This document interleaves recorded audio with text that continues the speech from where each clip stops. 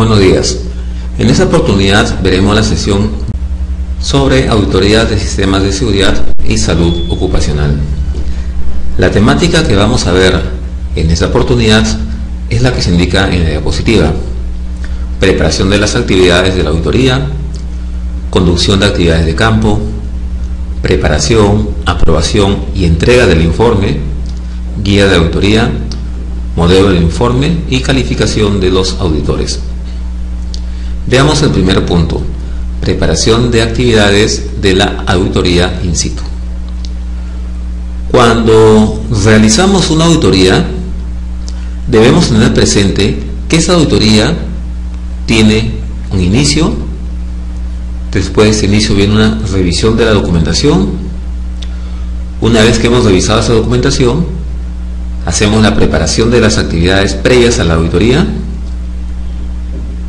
Posteriormente realizamos la auditoría de campo. Luego hacemos la preparación, distribución y entrega del informe. Veamos el primero de esos puntos. El primero de los puntos empieza entonces con la preparación del plan de auditoría. Esta preparación del plan de auditoría, de acuerdo a la norma ISO 19011, hablemos de esta norma ISO 19011. Esa norma es una norma que nos indica cómo hacer auditorías de calidad, seguridad, medio ambiente y cualquier otro sistema de gestión en el cual el auditor tenga competencias. Esta norma nos va a indicar una serie de recomendaciones que debemos tener presentes en los procesos de auditoría. Y digo recomendaciones porque la norma ISO 19011 no es auditable.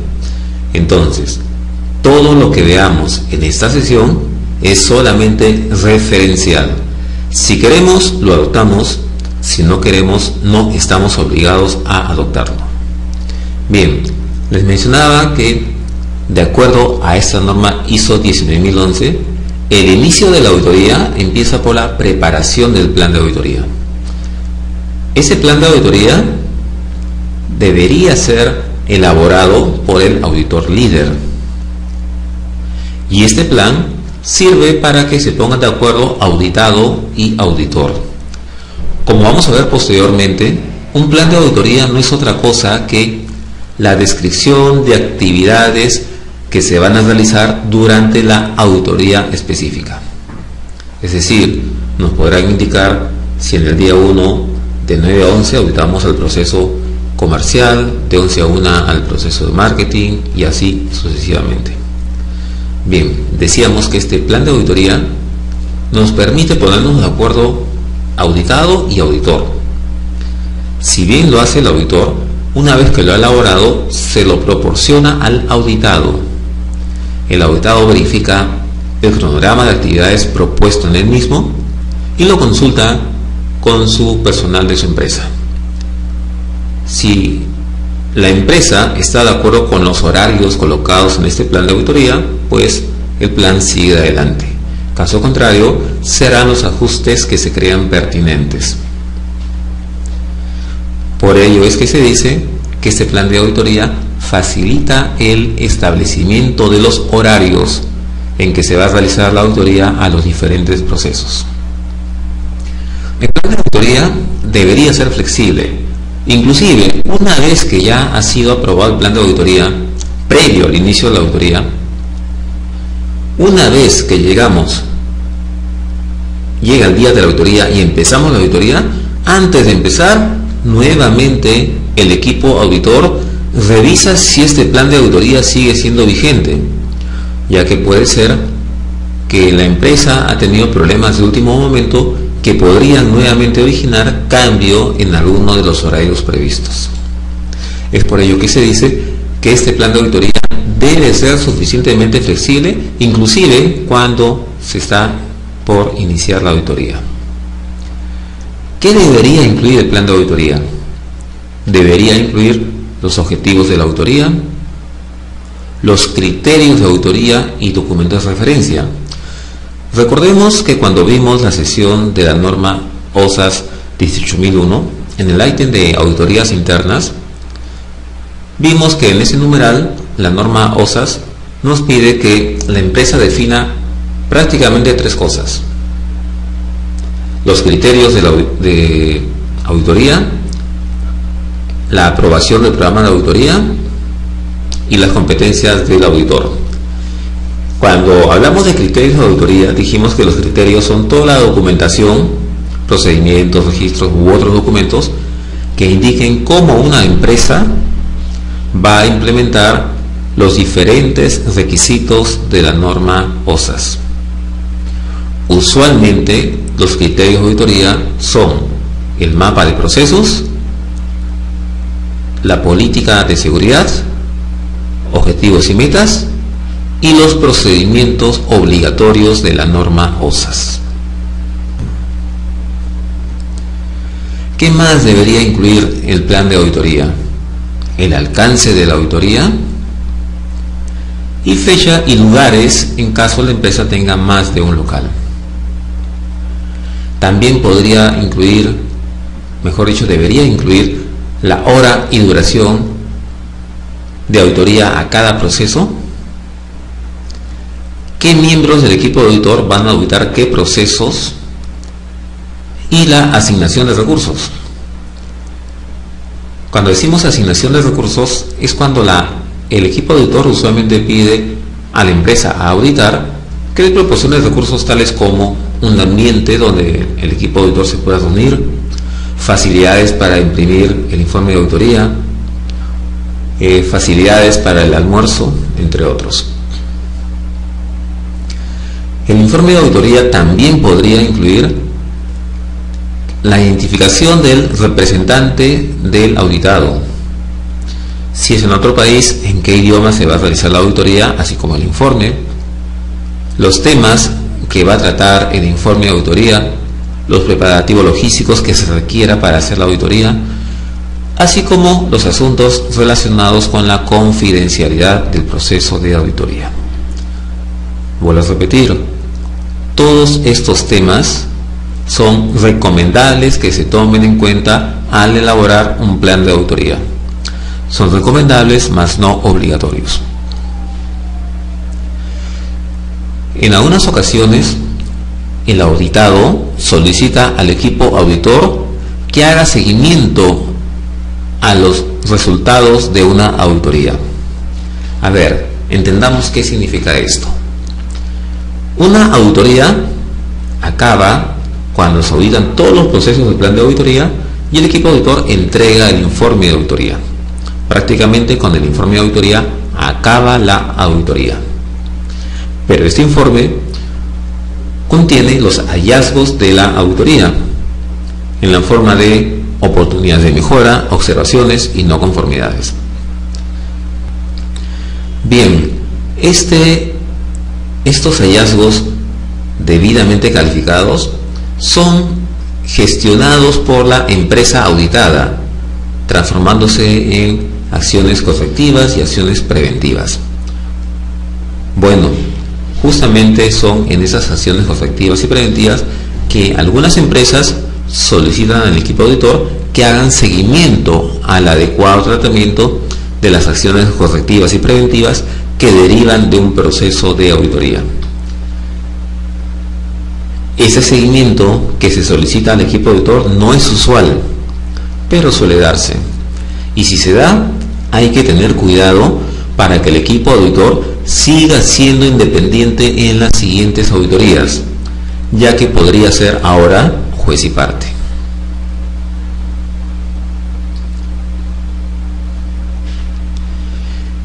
El plan de auditoría debería ser revisado y aceptado por el cliente de la auditoría y presentado antes. ¿Cuál es el plazo recomendado para presentar el plan de auditoría a una empresa? Si es una auditoría de tercera parte, es decir, una auditoría de certificación o seguimiento, o inclusive si es una auditoría interna, el plazo ideal sería que este plan de auditoría se entregue a la organización una semana antes de la fecha prevista para la auditoría. De esta manera, la organización tendrá tiempo de verificar si los horarios para auditar los diferentes procesos están de acuerdo a la disponibilidad de tiempo de cada proceso. En el peor de los casos podemos aceptar que el plan de la auditoría nos los envíen hasta con 3 días mínimo de anticipación. Menos de eso, un día antes o el mismo día de la auditoría, imposible.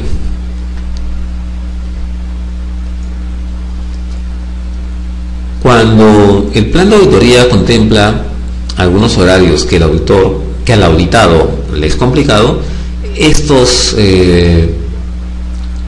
horarios complicados se cambian, se mueven los horarios para que el auditado esté conforme. A continuación vemos un ejemplo de lo que sería un plan de auditoría. En este caso vemos que tiene un casillero donde se indica el nombre de la organización, la dirección de la misma, el objetivo de la auditoría, en qué fecha se va a realizar, el alcance, qué norma se va a auditar, el lenguaje en caso aplique, si es en otro país, con otra habla, quién es el auditor líder y quiénes los demás miembros del equipo auditor.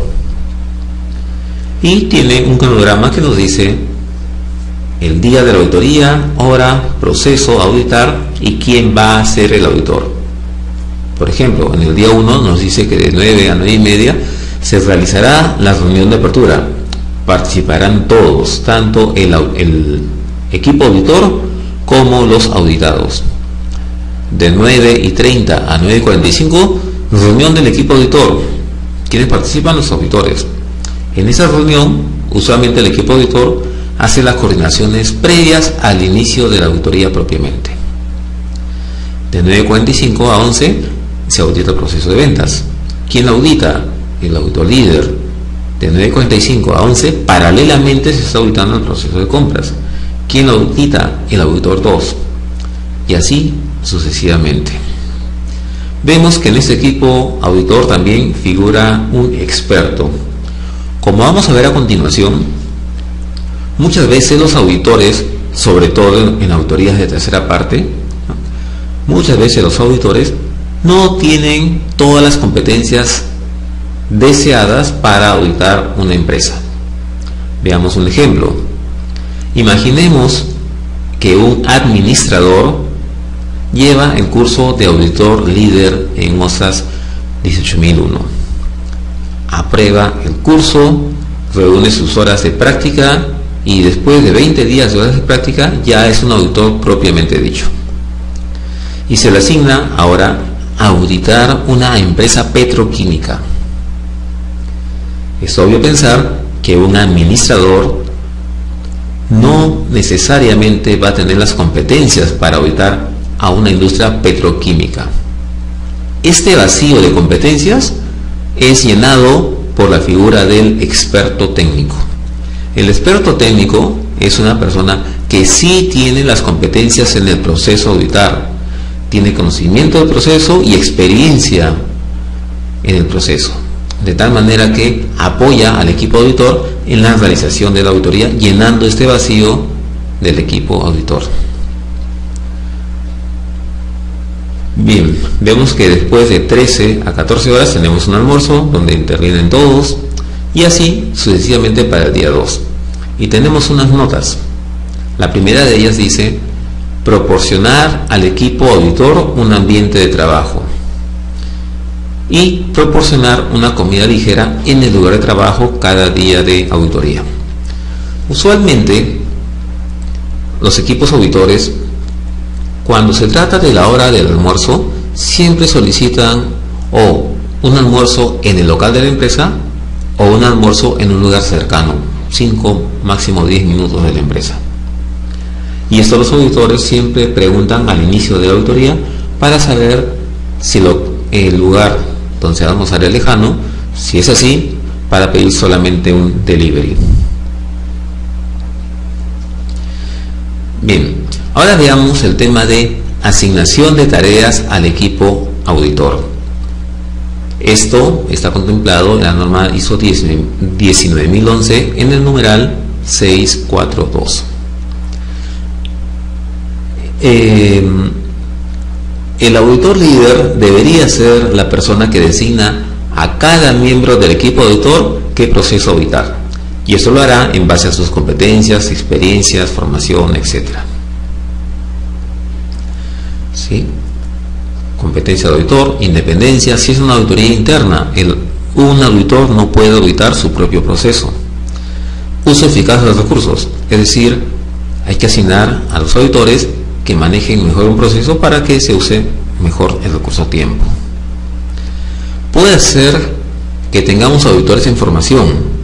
¿Qué es un auditor en formación? Un auditor en formación es un auditor que ya llevó un curso de auditoría interna o auditoría líder, pero que todavía le falta reunir la experiencia para llegar a ser un auditor propiamente dicho. Cuando hablamos de auditorías de tercera parte, esta experiencia son de 20 días de auditoría. Entonces, una persona que ya llevó un curso de auditor líder tiene que participar en diversas auditorías hasta llenar un tiempo de 20 días auditor. Mientras tanto, está como auditor en entrenamiento o auditor en formación. Cuando solicitamos una auditoría de tercera parte, llamamos una empresa del medio, Bureau Veritas, SGS, Icontec, Irán u otras. Las empresas auditoras en algunas ocasiones nos van a preguntar si es que vamos a permitir la presencia de auditores en formación. Si nosotros permitimos que ingresen los auditores en formación, entonces la empresa auditora nos va a mandar a este auditor en formación, el cual todavía no es un auditor propiamente dicho y por lo tanto no debería auditar solo. Solamente debería auditar bajo la tutela de otro auditor. De igual manera, si en el equipo auditor figuran expertos técnicos, los expertos técnicos no deberían auditar solos. Deberían auditar bajo la tutela de otro auditor también. Entonces, el auditor líder designa qué procesos van a ir los auditores en formación o los expertos técnicos. Bien, veamos ahora el tema preparación de documentos de trabajo. Una vez que el equipo auditor ya solicitó los criterios de auditoría, y hemos dicho que los criterios de auditoría son mapa de procesos, política, objetivos y metas quizás, y los procedimientos obligatorios de la norma OSA 16001. Con el mapa de procesos nos va a servir para hacer el plan de auditoría. Sería complicadísimo realizar un plan de auditoría si no tenemos el mapa de procesos de la empresa. En otras palabras, si no sabemos qué procesos tiene la empresa, no vamos a saber qué procesos colocar en el plan de auditoría. Es por ello que un documento básico como criterio de auditoría es el mapa de procesos. Bien, solicitamos el mapa de procesos y solicitamos, digamos, los procedimientos obligatorios de OSAS. El procedimiento de control de documentos, el procedimiento de identificación de aspectos y evaluación de impactos, de identificación y evaluación legal, de comunicaciones, etc. Solicitamos esos procedimientos, los leemos y en base a ello preparamos nuestros documentos de trabajo. Esos documentos de trabajo son las listas de verificación o también para planificar nuestros planes de muestreo. Cuando decimos planes de muestreo, nos estamos refiriendo a los criterios que va a tener el equipo auditor para pedir la muestra durante el transcurso de la auditoría. Ya sabemos que una auditoría no es otra cosa que un proceso muestral que se realiza a una organización. En esa muestra pediremos evidencia de ciertos documentos. En otras palabras, la auditoría es referencial, no es absoluta. Y por lo tanto, una auditoría va a tener cierto nivel de incertidumbre al no ser absoluta. También, en esta revisión previa de los criterios de auditoría, además de la lista de verificación y de planificar nuestro plan de muestreo, también podríamos preparar los formularios donde vamos a registrar todos los hallazgos que encontremos durante el transcurso de la auditoría. Estas listas de verificación que vamos a elaborar no deberían restringir la extensión de la auditoría. ¿Qué significa esto? Imaginemos que vamos a hacer una auditoría a una empresa X. Se solicitan los criterios de auditoría con una debida anticipación y con esos criterios de auditoría el equipo auditor los revisa y elabora las listas de verificación, es decir, el listado de preguntas que el equipo auditor pensará hacer una vez que se inicie la auditoría. Bien, imaginemos que para un proceso el equipo auditor ha pensado hacer 5 preguntas en base a ciertos criterios. Estamos ya haciendo la auditoría y después de hacer la primera pregunta nos damos cuenta que las siguientes preguntas ya no tienen relevancia o que quizás hay otras preguntas más importantes que realizar. Entonces realizamos estas nuevas preguntas que han aparecido en el momento y dejaríamos de hacer la que ya habíamos escrito anteriormente. A eso se refiere con que los criterios de las listas de verificación no deberían restringir la extensión de una auditoría. Bien, ya iniciamos la auditoría, ya preparamos toda la documentación previa a la auditoría. Ahora ya estamos listos para iniciar la auditoría propiamente dicha. Esta auditoría empieza con la reunión de apertura. En esta reunión de apertura se confirma el plan de auditoría. También el auditor líder indica brevemente cómo se va a desarrollar el proceso de auditoría. Confirma los canales de comunicación, es decir, qué proceso que vamos a auditar, quién nos va a atender. Es decir, si estamos auditando en la primera hora el proceso comercial, nos dirán quién de la empresa nos podrá atender en el proceso comercial. Si después tendremos que auditar el proceso de mantenimiento, nos dirán quién de la empresa nos va a atender para auditar al proceso de mantenimiento.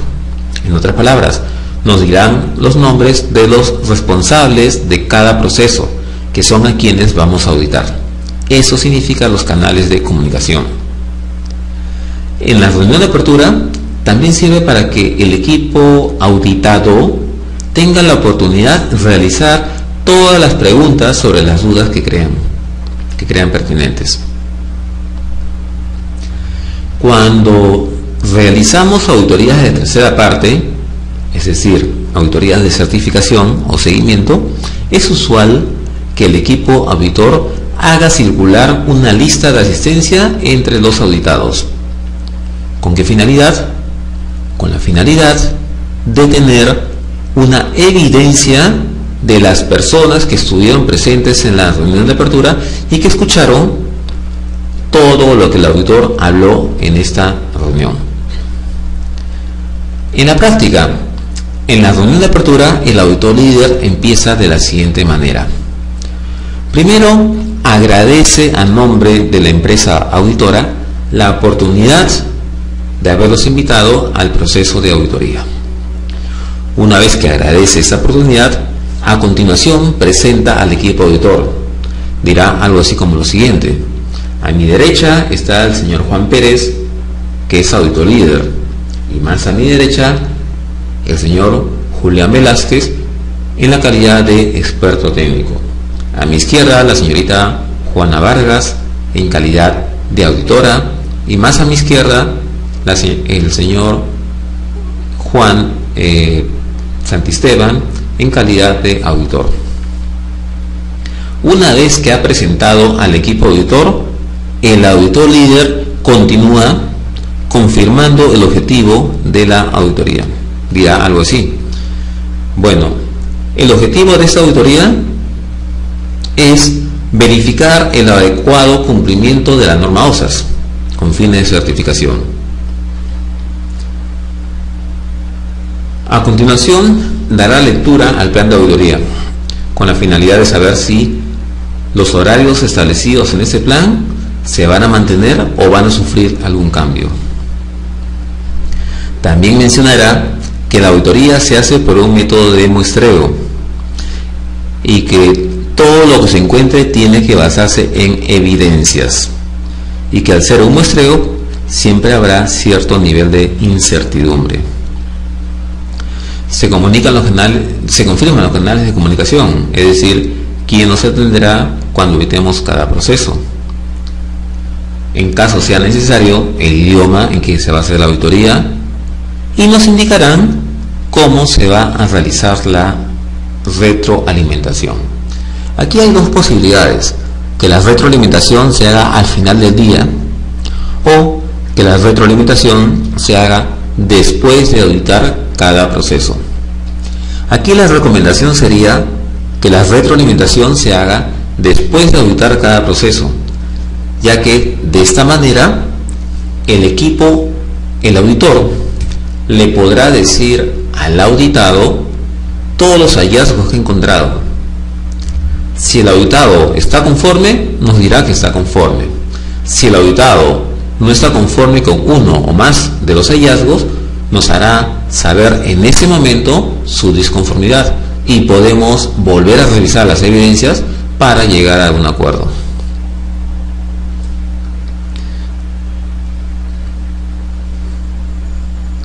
También en esta reunión de apertura, el auditor líder solicita los recursos necesarios.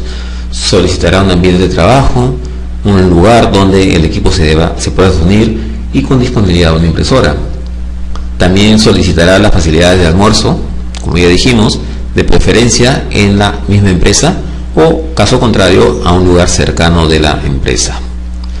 Y también se reafirma el carácter de confidencialidad de la auditoría.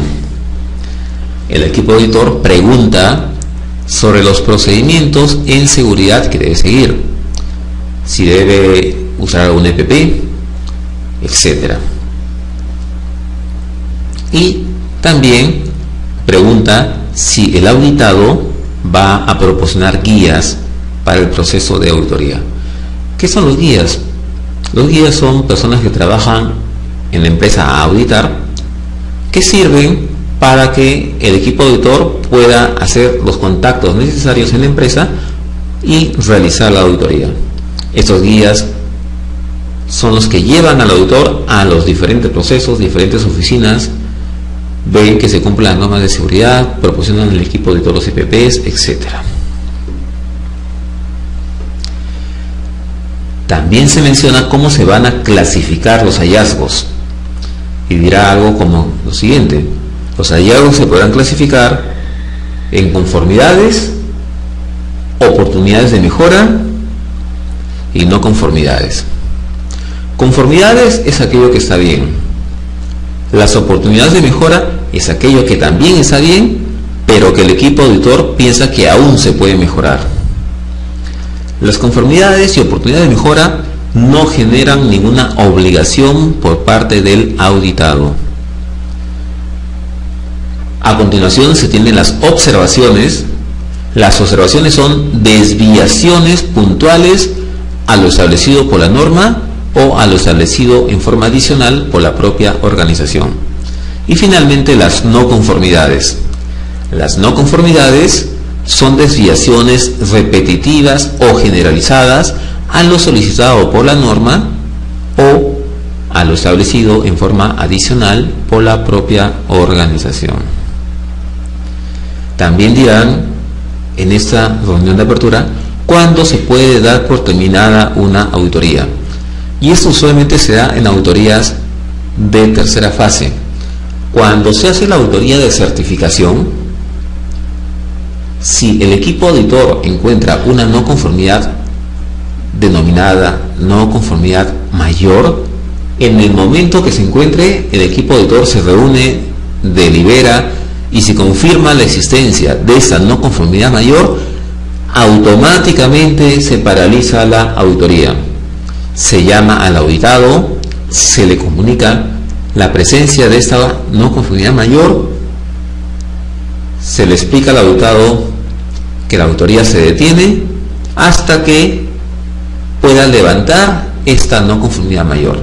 Una vez que la levante, volverá a llamar a la empresa certificadora para que se vuelva a fijar una nueva auditoría de certificación. Adelantando, ¿qué cosa es una no conformidad mayor? Una no conformidad mayor es cuando un numeral de la norma se incumple en forma generalizada o completa.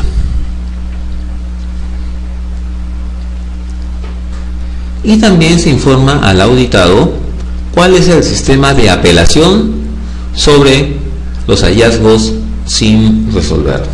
Es decir, en una auditoría se pueden encontrar hallazgos en los cuales el auditado y el equipo auditor no se ponen de acuerdo.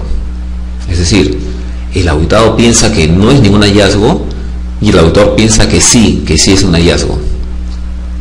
En estas divergencias, entonces hay que tomar una solución, y la solución es de que en el informe de auditoría se hace constancia de las divergencias sin resolver, para que, si lo desea el equipo auditado, pueda posteriormente reclamar a la empresa auditora para que estas divergencias se puedan analizar a otro nivel y verificar si efectivamente tienen o no razón de ser. Veamos ahora cómo se realiza la comunicación durante la auditoría. Ya hemos pasado la etapa de la reunión de apertura. Ahora ya empezó la auditoría. Veamos cómo se realiza la comunicación durante esta auditoría.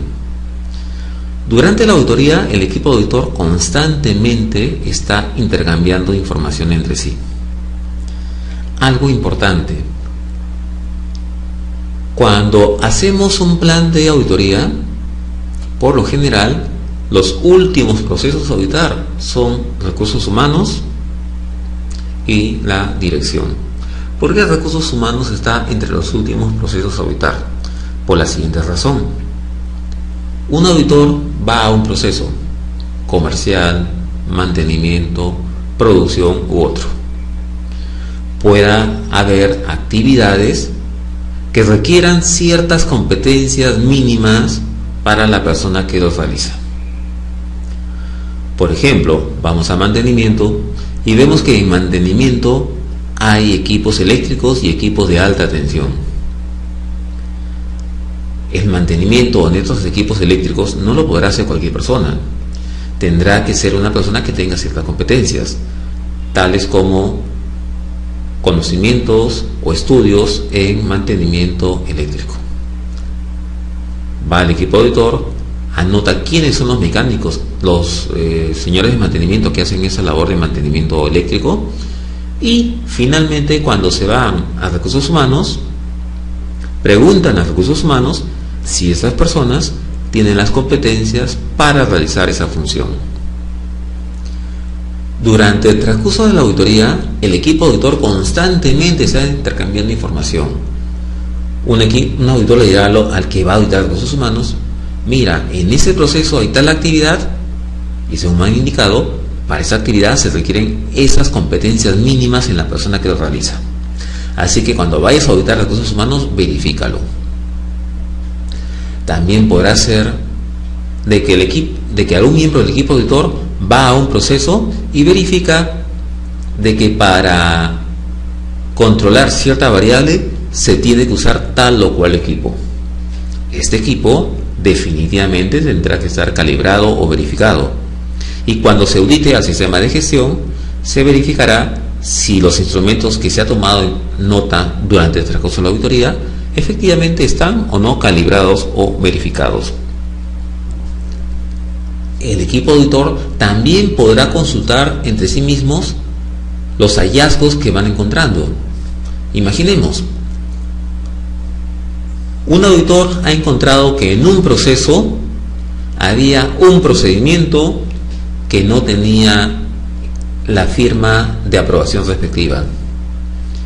Aparentemente el auditor dirá: estoy frente a una desviación aislada, y como es una desviación aislada, debiera ser una observación. Pero sin embargo, otro miembro del equipo auditor, cuando auditó otro proceso, encontró que en ese proceso estaban usando una versión no vigente. Y el tercer miembro del equipo auditor encontró a su vez en otro proceso que se estaba usando una copia, una versión que aún no había sido aprobada. Entonces, lo que inicialmente se pensaba que era una desviación aislada, ya no lo es, y ahora es una desviación repetitiva. Por lo tanto, ya no se va a calificar como observación, sino que se calificará como una no conformidad menor. Estos son los motivos por los cuales los equipos auditores constantemente están intercambiando información entre sí. También se realiza una comunicación cuando después de auditar cada proceso se da la retroalimentación al auditado. Siempre es bueno que la retroalimentación se haga después de auditar cada proceso, porque así da la garantía al auditado y al auditor de la certeza de los hallazgos encontrados. Si durante la auditoría el equipo auditor piensa que está frente a una no conformidad mayor, se reúne, delibera entre sí, y si concluyen que sí es una mayor, se reúne con el auditado, le comunican el hecho y se suspende la auditoría hasta que el equipo auditado levante la misma. Una vez que la levanta, llama al equipo auditor y nuevamente se ponen de acuerdo en una nueva fecha de auditoría. Si durante el transcurso de la auditoría el equipo auditor encuentra evidencias de que el alcance de la auditoría debería variar, se le comunica esto al auditado. También puede ser de que no se están alcanzando los objetivos de la auditoría, y ello debido a que no se están dando las facilidades del caso, es decir, no hay facilidades de traslado a los diferentes procesos en caso la empresa tenga diferentes sedes, o quizás las personas que debemos auditar no nos están brindando el tiempo o la atención debido a que están atendiendo otras actividades. Cuando encontramos esto, se comunica esto al equipo auditor, al equipo auditado, e inclusive también se podría dar por término de la auditoría. Bien, veamos ahora las reuniones de información de resultados. Como hemos dicho, estas se dan durante el transcurso de la auditoría como una retroalimentación al auditado y sirven para aclarar cualquier divergencia que pueda haber con el auditado.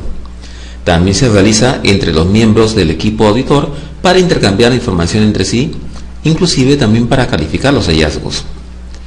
También se puede reunir ante la sospecha de una no conformidad mayor. Es importantísimo que el equipo auditor inmediatamente detecta una no conformidad mayor, que se reúna en ese preciso momento.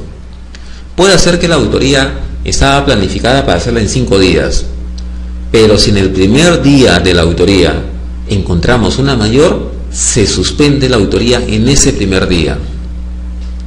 Es por ello que es importante que el equipo auditor no pierda tiempo apenas identifica una no conformidad mayor. Y también el equipo auditor se reúne en la reunión de cierre para intercambiar información, calificar los hallazgos, o cuando también hay hallazgos divergentes con el auditado. En caso existan hallazgos divergentes, estos hallazgos divergentes se deja constancia en el informe de auditoría.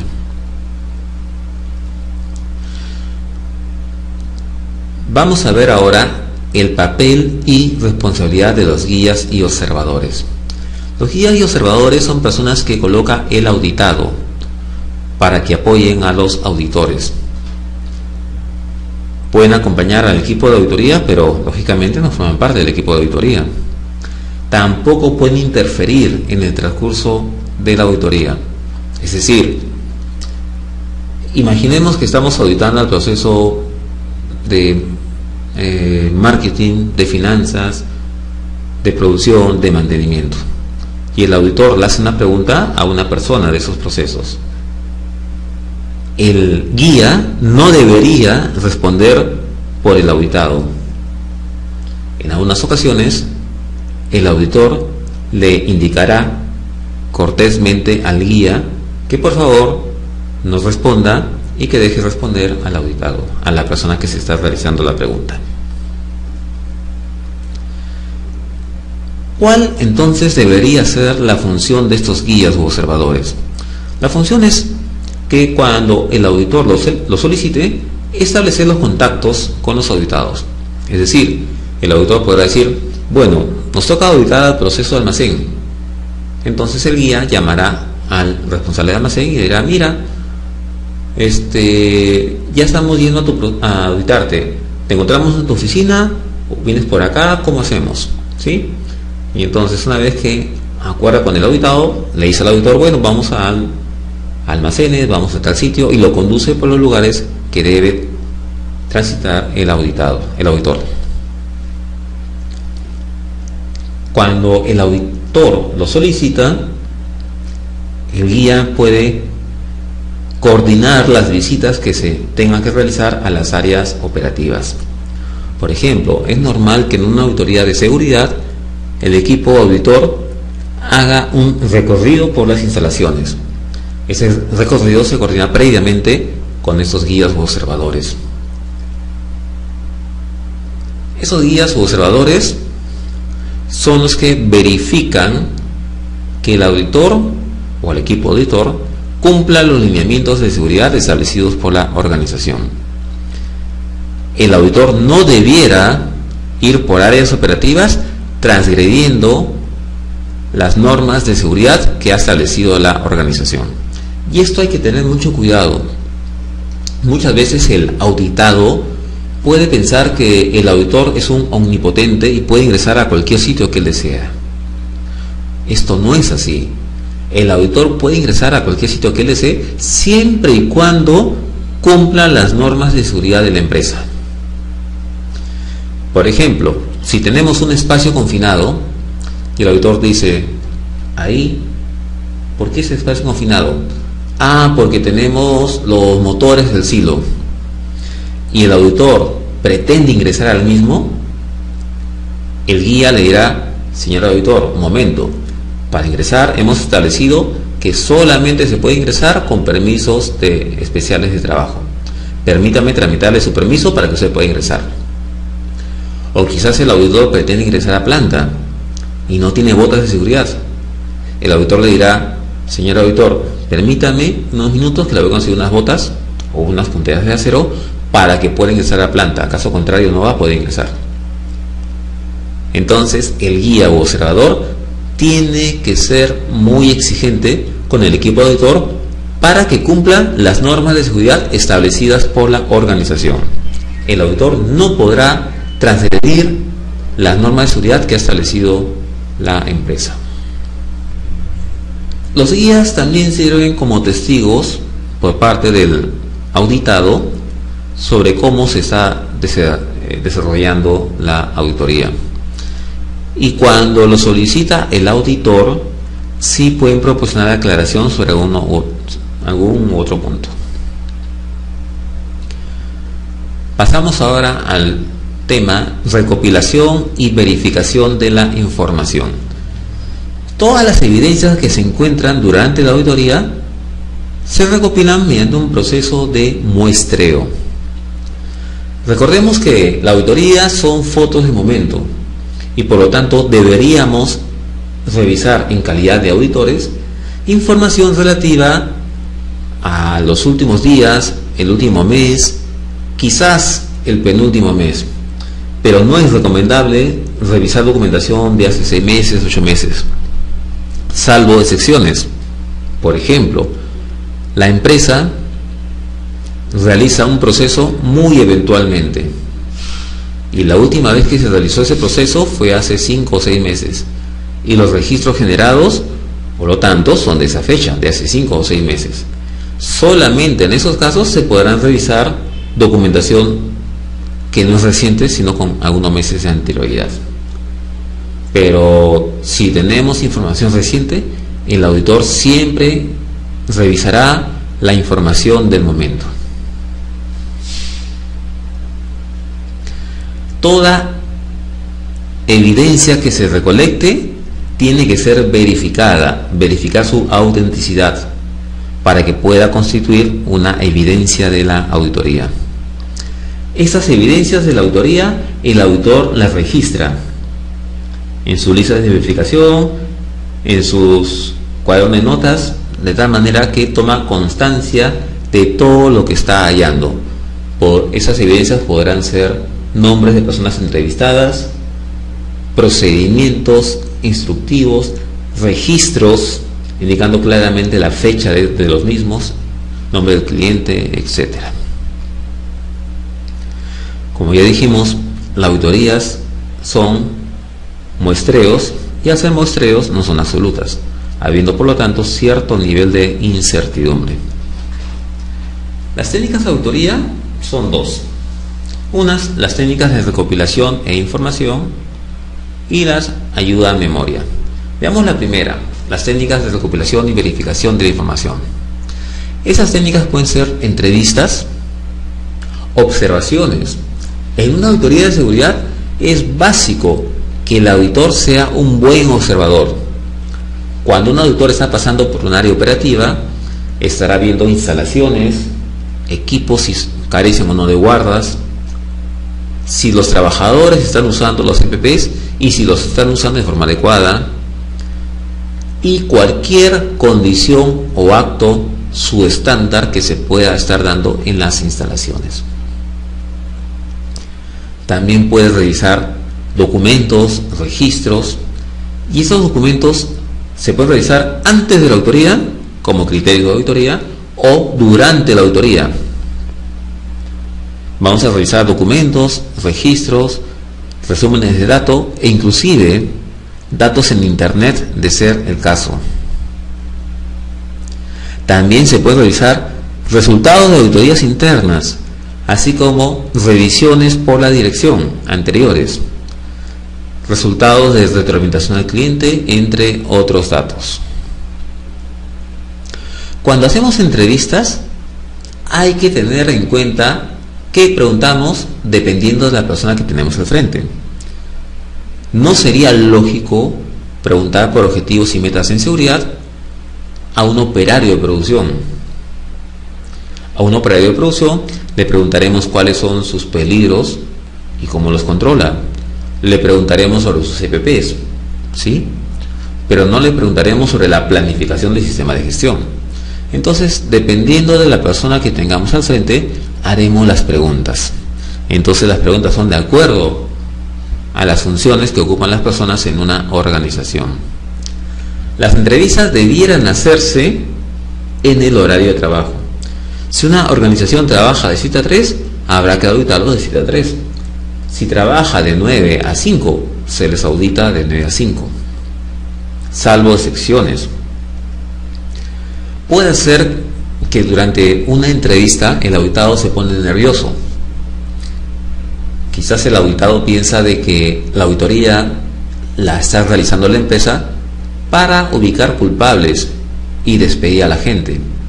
Es por ello que el auditor debiera explicar con palabras claras y sencillas que una auditoría no va contra las personas, sino que ayuda a mejorar los procesos y que las notas que está tomando son notas para poder mejorar los procesos. Por lo tanto, si un auditado se pone nervioso, el auditor debiera darse cuenta de ese nerviosismo, explicarle el motivo de por qué toma notas, o inclusive si el auditado sigue estando nervioso, quizás sea conveniente hablar de otros temas de actualidad, de política, de fútbol, etcétera, hasta que el auditado nuevamente llegue a un nivel de tranquilidad y podamos proseguir con la auditoría. Cuando se realiza una auditoría, estamos auditando un proceso y estamos entrevistando a una persona. Lo usual es pedir a la persona que nos explique cómo realiza su trabajo. De esa explicación, el auditor podrá realizar preguntas. Hay que evitar usar las preguntas inductivas. ¿Qué son preguntas inductivas? Aquellas que ya nos dicen cuál es la respuesta que queremos escuchar. Ejemplo de una pregunta inductiva. ustedes no están usando los EPPs para esta actividad, ¿no es cierto? No, no lo estamos usando. O ustedes no llenan el permiso de trabajo de alto riesgo según veo. No, no lo llenamos. Es decir, las preguntas no deben sugerir la respuesta que queremos escuchar. Para un auditor está prohibido hacer preguntas inductivas. Y una vez que hemos terminado de auditar un proceso, es conveniente dar la retroalimentación al auditado para confirmar si los hallazgos que hemos encontrado son correctos o no. Y finalmente, agradecer por el tiempo que nos han brindado. Ejemplo de preguntas inductivas, como ya hemos visto, siempre toma esa muestra al inicio del turno. Supongo que usted sabe que esas instalaciones eléctricas no están permitidas en el Código Nacional de Electricidad. Aquí no deberían colocarse los residuos peligrosos. Esto no debería estar en el área de producto no conforme, etcétera. La respuesta para cada una de las preguntas, sí es así como usted dice, sí no debería ser, sí nos hemos equivocado. ¿Sí?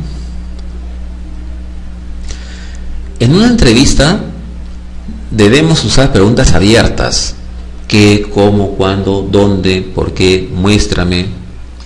Y hay que evitar expresar emociones de tal manera que podamos hacer sentir incómodos a los auditados.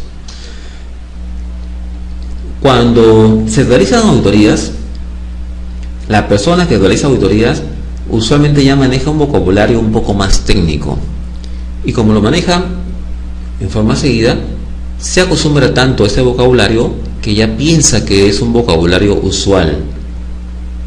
Sin embargo, hay que tener siempre presente que los auditados no necesariamente manejan el lenguaje técnico de los auditores. Es por ello que los auditores deben siempre usar un lenguaje coloquial, sencillo, que el auditado pueda entender. En algunas ocasiones convendría hacer preguntas directas o inclusive preguntas cerradas para ya darle forma o finalizar con un tema. Siempre en las entrevistas cuenta mucho la primera impresión. Para el auditor, el tema de orden y limpieza puede dar una buena o mala impresión de la empresa que se está auditando. Para el auditado, la confianza que demuestre el auditor su competencia podrá determinar la apertura, la comodidad del que se va a sentir en el transcurso de la auditoría. En una auditoría, el auditor debe saber escuchar. Mientras está escuchando al auditado, debe evitar distracciones, mirar por la ventana, etcétera, jugar con el lapicero.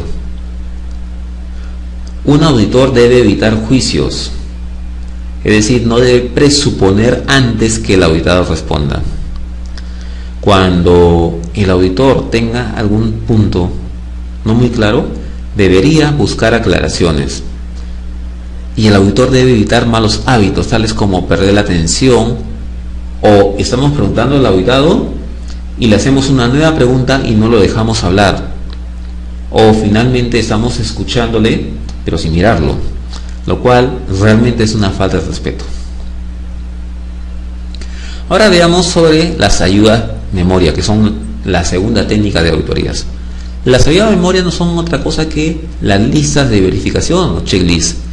Como vimos en su momento, estas listas de verificación se preparan previamente a la auditoría haciendo uso de los criterios de auditoría. Estas listas de verificación se recomienda que tengan un campo para anotar las observaciones que se puedan realizar durante la auditoría. Como dijimos, las listas de verificación no deberían restringir la extensión de la auditoría. Y aquí tenemos un ejemplo de lo que podría ser una lista de verificación. En este caso, hemos puesto qué criterio de auditoría vamos a utilizar. En este caso, la política de la organización, de acuerdo a los requisitos de una norma. ¿Qué aspecto vamos a verificar? Y una columna que dice hallazgos. En esa columna colocamos el hallazgo que hemos encontrado respecto al aspecto que hemos verificado.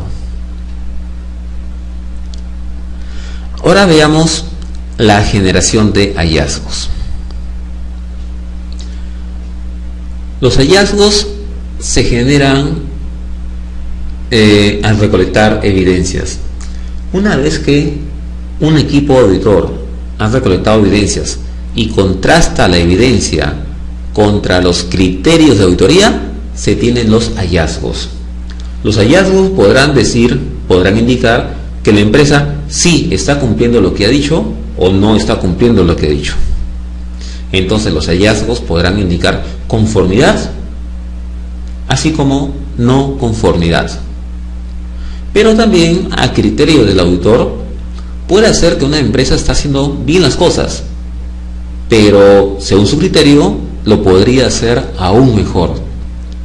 Si es así, el auditor estará frente a una oportunidad de mejora. Por lo tanto, los hallazgos podrán indicarnos conformidad, oportunidad de mejora o no conformidad.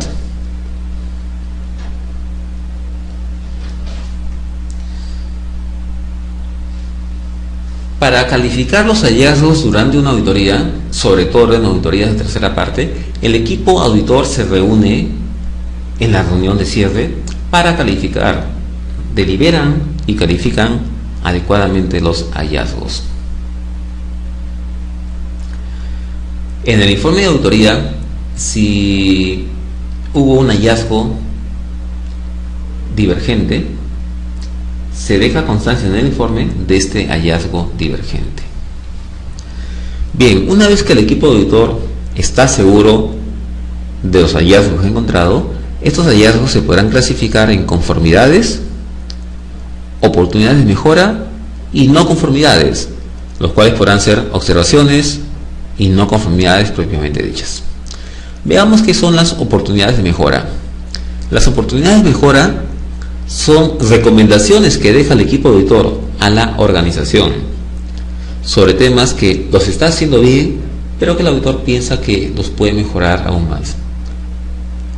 Las oportunidades de mejora no generan ninguna obligación en el auditado. Las observaciones son desviaciones puntuales a lo establecido por la organización. Una desviación puntual nos indica que la organización usualmente lo hace, pero se le escapa una que otra vez. Es decir, una vez, dos veces se ha desviado, pero por lo general lo hace bien. Ahora, estas desviaciones también van a depender del tamaño de la muestra. Si mi muestra es de 5, una desviación de 1 o 2 ya no es aislado. Pero si mi muestra es de 100, 200 o más, una desviación de 1 o 2 sí es aislado. También hay que tener mucho cuidado con la criticidad.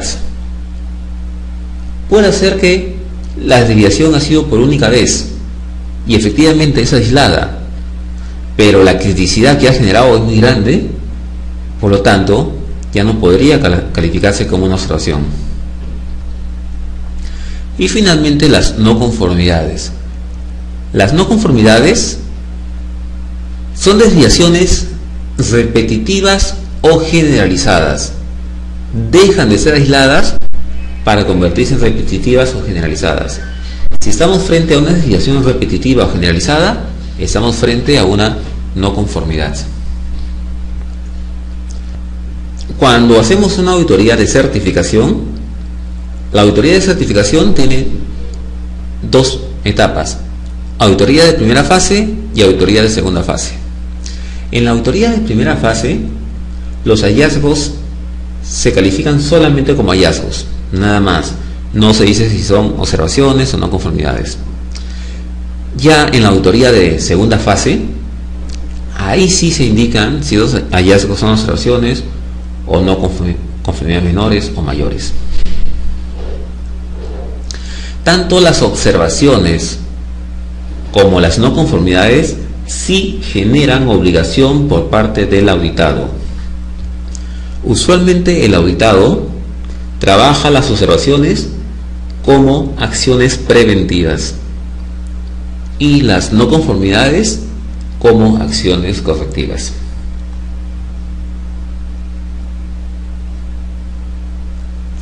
Dependiendo de la empresa certificadora, el tratamiento que dará una organización a las observaciones y a las sesiones correctivas deberá enviarse a la empresa auditora al cabo de un mes. Otras empresas nos podrán dar un mayor tiempo, 6 meses, o quizás alguna lo revisará en la siguiente auditoría de seguimiento. Pero independientemente de la oportunidad, tiempo o forma, sí generan obligación por parte del auditado, solo para el caso de observaciones y no conformidades. Veamos ahora el tema preparación de las conclusiones de auditoría. Para preparar las conclusiones de auditoría, el equipo auditor se reúne, delibera entre sí y compara los hallazgos de la auditoría contra los objetivos de la auditoría. La comparación de los hallazgos con los objetivos nos darán las conclusiones de auditoría. En base a estas conclusiones, el equipo auditor prepara recomendaciones y comentarios para dar seguimiento a la auditoría. Veamos ahora el tema preparación, aprobación y entrega del informe de auditoría. El informe de auditoría podría incluir el plan de auditoría, la lista de los representantes del auditado. Recordemos que cuando se hacía la reunión de apertura, dijimos que en la auditoría de tercera parte era usual que el equipo auditor haga circular entre los auditados una lista de asistencia. Una copia de esta lista de asistencia es la que también se puede incluir en el informe de auditoría.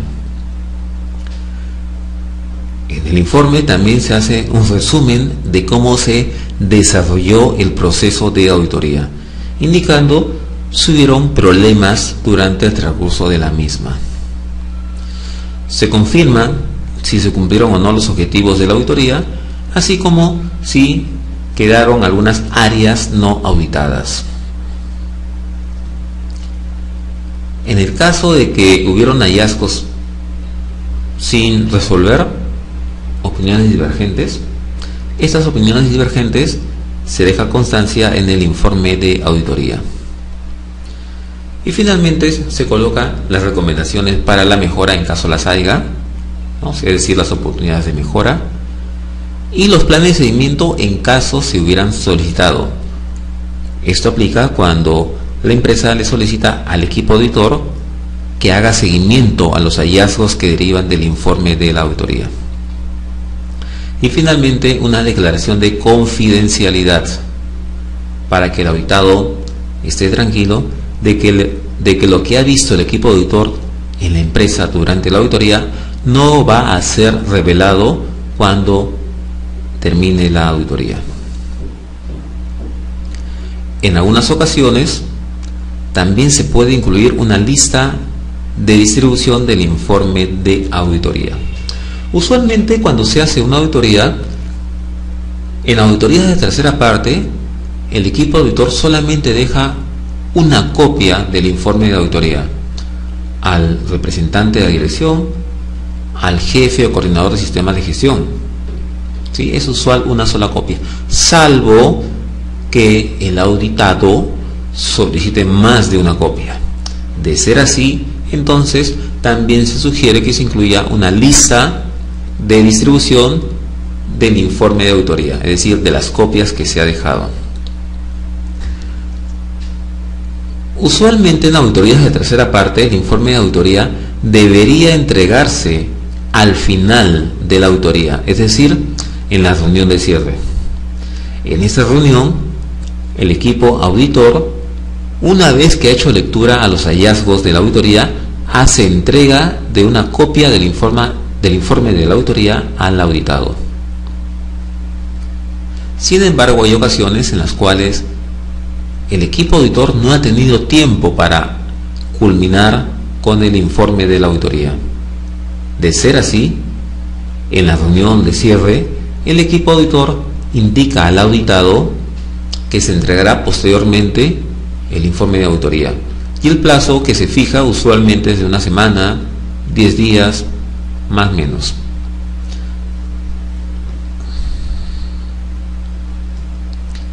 El informe de auditoría debe indicar quién la aprobó, quién lo revisó e inclusive la fecha en la que se emitió.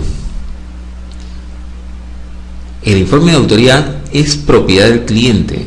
El equipo auditor no lo puede revelar a terceras partes.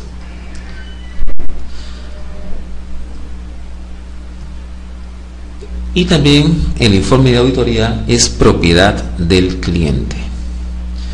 Salvo que lo pida la ley, el informe de auditoría no se puede revelar a una tercera parte.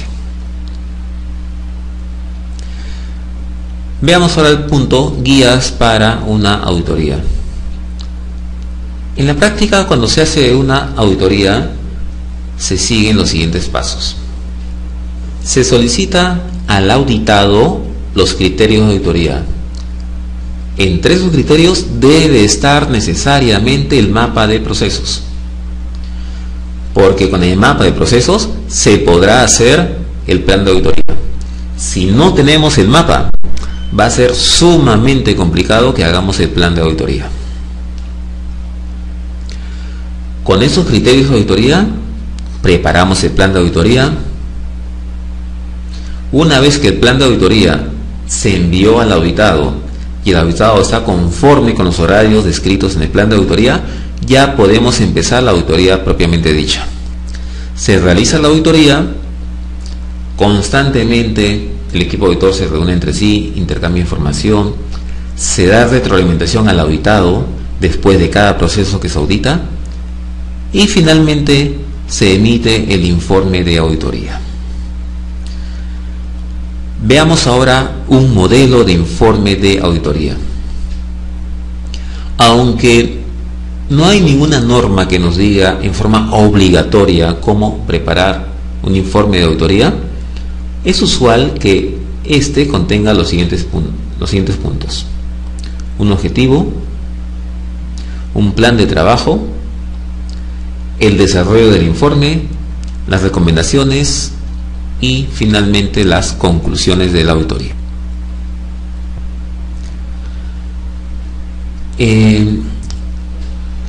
Cuando redactamos el desarrollo del informe, es usual, es recomendable indicar o empezar el informe indicando las fortalezas de la organización.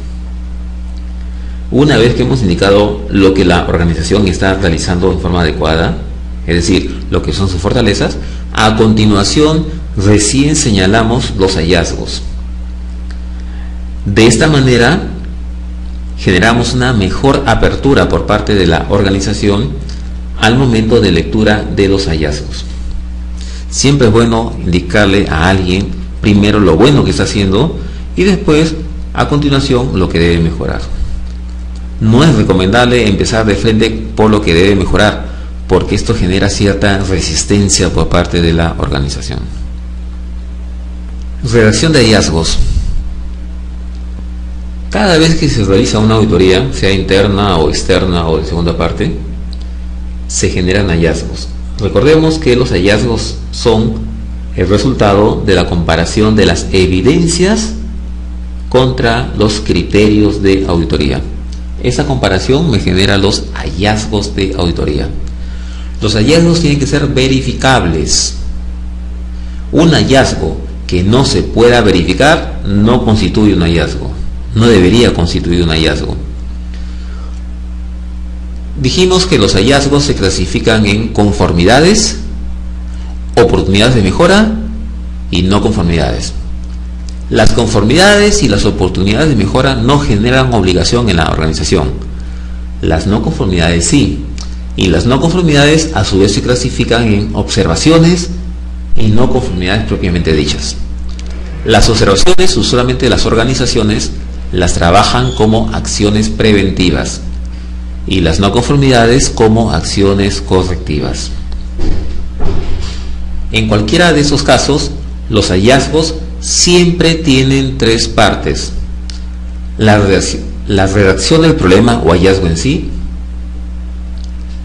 las evidencias que lo sustentan y el numeral de la norma que no se cumple. Veamos un ejemplo de un hallazgo. ¿Qué vemos en estas fotos? Vemos las luces de emergencias, en un primer caso, sobre un escritorio, en otro, sobre una caja fuerte, y en otro, sobre el suelo.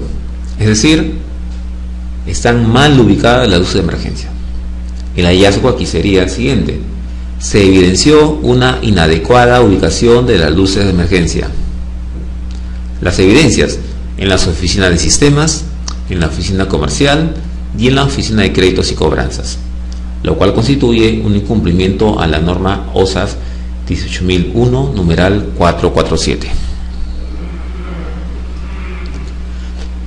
También se pudo haber enunciado este hallazgo de la siguiente manera: se evidenció una inadecuada ubicación de la luz de emergencia en las oficinas ubicadas en las diferentes áreas administrativas de la empresa.